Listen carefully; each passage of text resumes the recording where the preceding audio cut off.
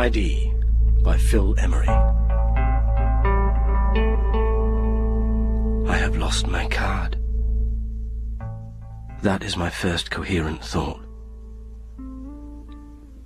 A little while ago I awoke feeling weak and nauseous, sprawled in a damp, stinking, narrow little alley.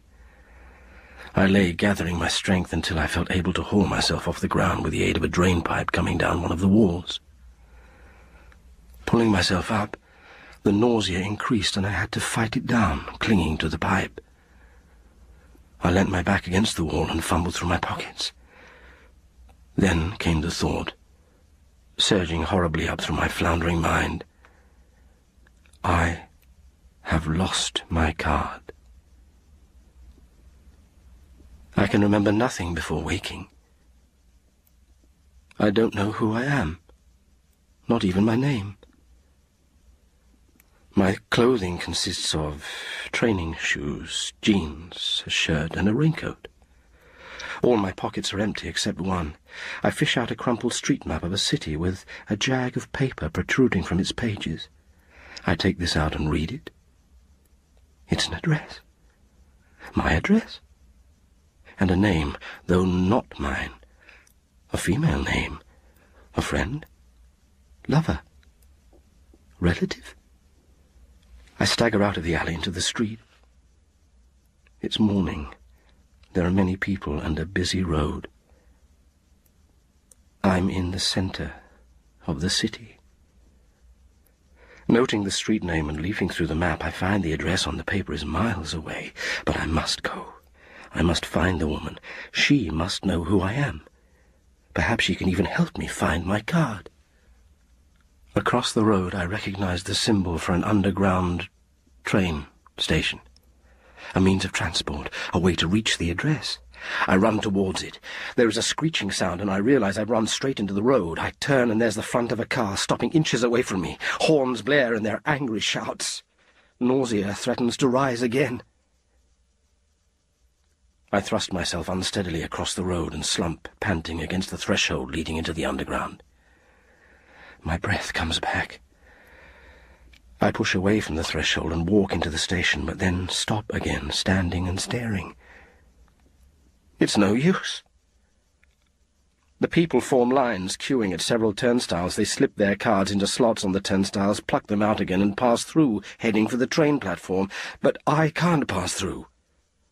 I have lost my card. I walk slowly back into the street. It would be the same with the buses or the taxis, because I know without a card no transport is available to me. I must walk all the way through the city.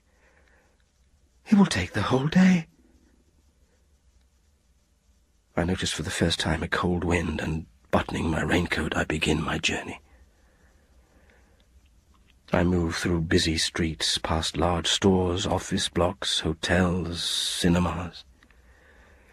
Strangely, it must be nearly an hour before it occurs to me that I don't know what I look like. I turn to the next shop window I come to and stare at the reflection, not recognizing my face. It's as if I've never seen it before. Now it really hits me. I don't know the face looking back at me from the window. I don't know its name, what the owner has done, hopes, believes, what that person is. How long have I stared at the glass? I turn my head, but no one seems to be looking at me, so perhaps it hasn't been long. I turn back for a last look at my stranger's face before going on, and for the first time notice that inside the window is a restaurant.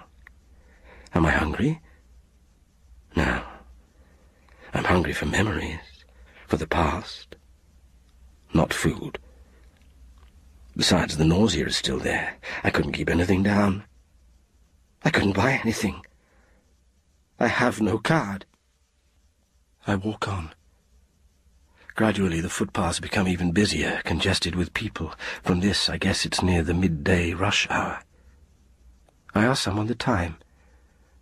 My voice, like my face, is unfamiliar, quite throaty with no strong accent.